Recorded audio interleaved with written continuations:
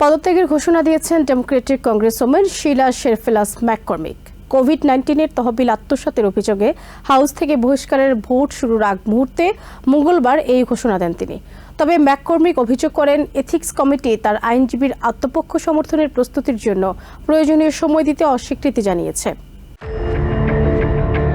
হাউসে বহিষ্কারের vote oh শুনানি শুরুর ঠিক আগ মুহূর্তে নাটকীয়ভাবে পদত্যাগের ঘোষণা দেন ডেমোক্রেটিক কংগ্রেসম্যান শিলা শেরফিলাস ম্যাককর্মিক। মঙ্গলবার এক বিবৃতিতে তিনি দাবি করেন, এথিক্স কমিটি তার আইনজীবীর আত্মপক্ষ সমর্থনের প্রস্তুতির জন্য প্রয়োজনীয় সময় দেয়নি।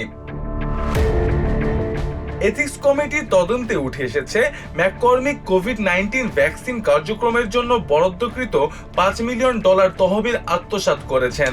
কমিটির দাবি, এই অর্থ বিভিন্ন প্রতিষ্ঠান ও ছদ্মবেশী দাতার মাধ্যমে ঘুরিয়ে তার নির্বাচনী প্রচারণায় ব্যবহার করা হয়েছে। তবে এই অভিযোগ অস্বীকার করে ম্যাককর্মিক জানান, ফ্লোরিডার প্রতিবেশীদের স্বার্থে লড়তেই তিনি এই রাজনৈতিক খেলা থেকে সরে দাঁড়াচ্ছেন।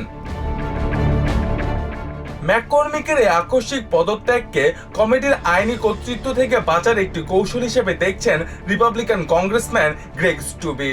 কেবল ডেমোক্র্যাট নয়, নিজ দলের সদস্য কেরি মিলসের বিরুদ্ধে ওঠা অভিযোগের ক্ষেত্রেও একই আইনি প্রক্রিয়া অনুসরণের উপর জোর দেন গ্রেগ স্টুবি।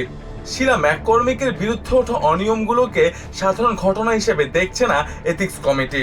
কমিটির চেয়ার মাইকেল গেস্ট এগুলোকে অতীতে ঘটে যাওয়ার অনেক ঘটনার চেয়েও অধিক উদ্বেগজনক ও গুরুতর বলে অভিহিত করেছেন। গত কয়েক সপ্তাহের মধ্যে কংগ্রেস থেকে এটি তৃতীয় পদত্যাগের ঘটনা।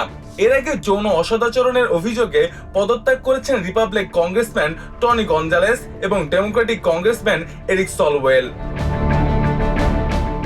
এদিকে দলমত নির্বিশেষে জবাবদিহিতায় নিশ্চিতের দাবি তুলেছেন রিপাবলিকান কংগ্রেসম্যান ন্যান্সি মেস। সামাজিক মাধ্যম এক্সে নিজ দলের সদস্য কোরি মিলসের বিরুদ্ধে নারী নির্যাতন ও প্রতারণার অভিযোগ তুলে কঠোর সমালোচনা করেন তিনি। মেইস বলেন, মিলসের বিরুদ্ধে অকাট্য প্রমাণ রয়েছে এবং তাকে অবিলম্বে হাউস থেকে বহিষ্কার করা প্রয়োজন। মোস্তফা আশিকিন আবির, TVN 24 নিউজ ডেস্ক।